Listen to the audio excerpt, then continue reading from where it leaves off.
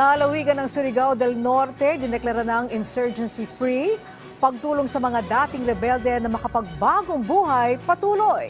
Si Renel Escuadro ng PIA Caraga sa sentro ng balita. Formal nang idiniklara ng pamahalaan na malaya na mula sa impluwensya ng mga rebelde ang probinsya ng Surigao del Norte. Sa pangunguna ni Defense Secretary Gilberto Chudoro Jr., formal nang idiniklara ang lalawigan na insurgency-free, na ayon sa kalihim ay sa bunga ng matinding pagnanais ng mga Surigao-non na mabuhay ng mapayapa at may kaunlaran.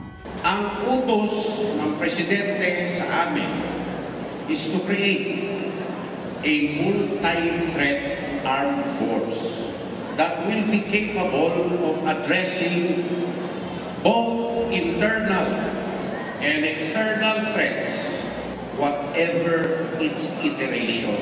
Ibinida din ni DILG Secretary Benjamin Abalos Jr. ang 37 former rebels na kasama sa pagdiriwang. Ito yung pinagsamang panaginip ng bawat isa.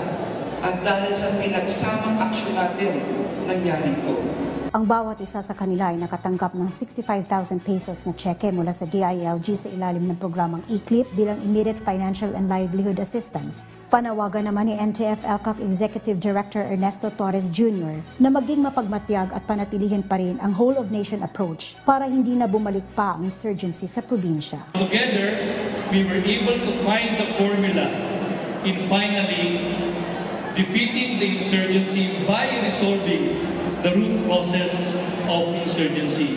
Malaki naman ang pasasalamat ni Surigao del Norte Gobernador Robert Lindon S. Barbers sa mga ahensya ng gobyerno, lokal na pamahalaan, stakeholders, komunidad, mga FRs at iba pa dahil nawakasan na ang napakahabang panahon na insurgency sa probinsya at nakamit na nito ang stable internal peace and security. Renel Escuadro ng Philippine Information Agency Caraga para sa Pambansang TV sa Bagong Pilipinas.